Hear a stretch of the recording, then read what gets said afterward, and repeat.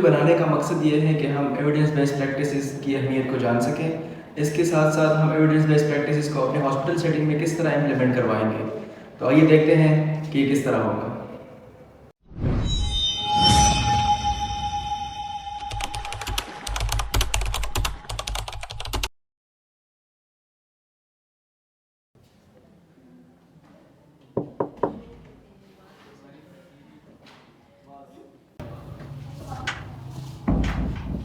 अस्सलाम मैम।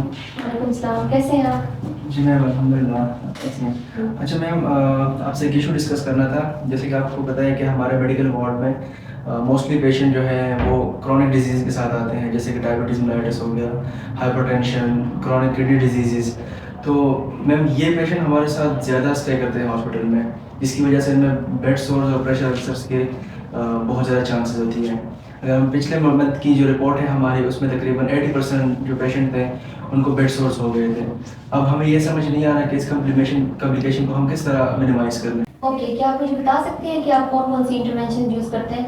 जी मैम, हम अभी सिंपल मैट्रेसेस यूज़ कर रहे हैं पेशेंट के लिए, और पोजीशन चेंज करने के बाद हम पेशेंट को 90 डिग्री साइड लाइन पोजीशन पे रख देते हैं। इसके अलावा जो वल्नरेबल पार्ट्स है उसकी हम रबिंग करते हैं, और जो डिपेंडेंट या जो अफेक्टेड एरियाज़ है उसमें हम सिंपल ड्रेसिंग यूज़ करते हैं।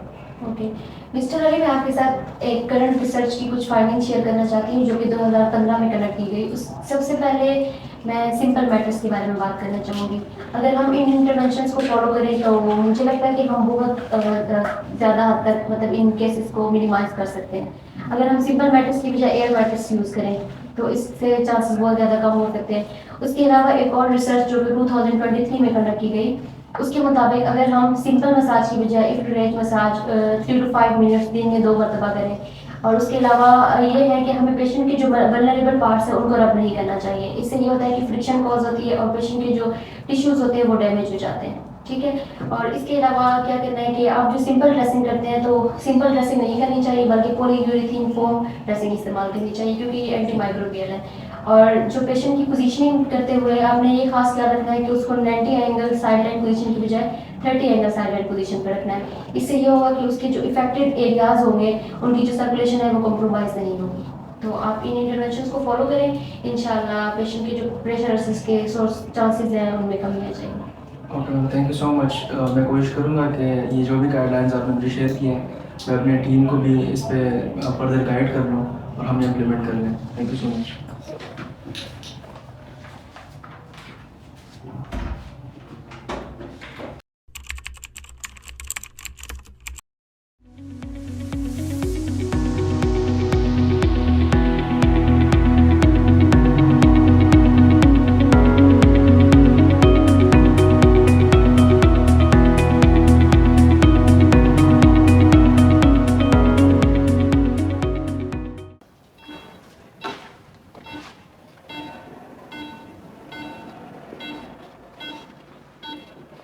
अस्सलाम वालेकुम मिस्टर हमदान। वालेकुम सलाम। पेशेंट की कंडीशन क्या है? पेशेंट की कंडीशन ये वाइटली स्टेबल है, लेकिन काफ़ी दिनों से बेड पर है। इस वजह से इसके बेड सोर के चांसेस बढ़ रहे हैं। ठीक है, बेड सोर्स के चांसेस तो ज़्यादा होंगे क्योंकि हम अभी एविडेंस बेस्ड प्रैक्टिस को फॉलो नहीं कर रहे। अभी पेशेंट को हमने सिंपल मैट्रेस से एयर मैट्रेस पे शिफ्ट करना है। ओके। ठीक है, okay.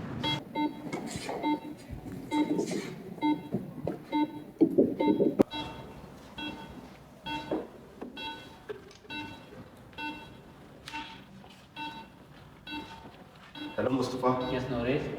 Patient 90 angle side line position पर है, हमें इसे 30 एंगल साइड लाइन पोजीशन पर करना है। चलो करते हैं। Okay sure.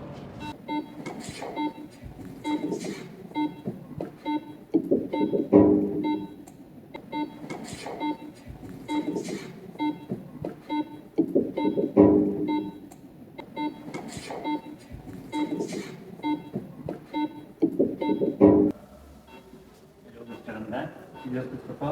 इस पेशेंट की अपनी डिपेंडेंट एरिया पर एक्यूरेट मसाज करना है। ओके।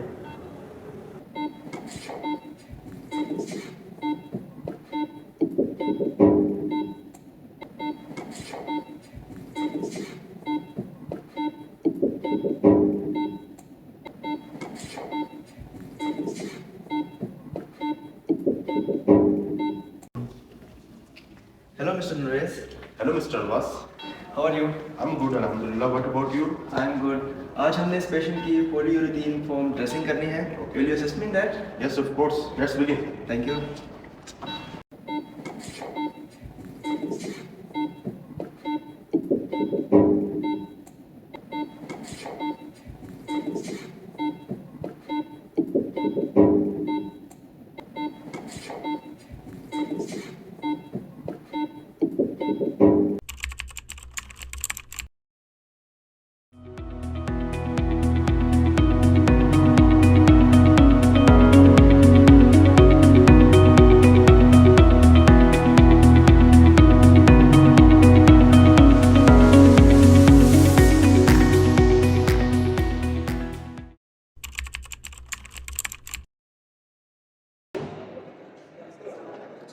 अस्सलाम वालेकुम मैम.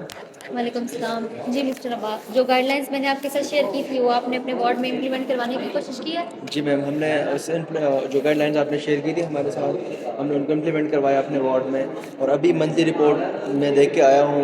आप देख सकते हैं कि मंथली रिपोर्ट के मुताबिक हमारे तकरीबन 80% जो प्रेशर अल्सर्स के इंसिडेंसेस में हमने काबू कर लिया है. Very good. Thank you ma'am. मैं आइंदा भी इंशाल्लाह कोशिश करूँगा कि एविडेंस बेस्ड प्रैक्टिस ही प्रोवाइड करूँगा अपने पेशेंट्स को. Thank you so much. ठीक है।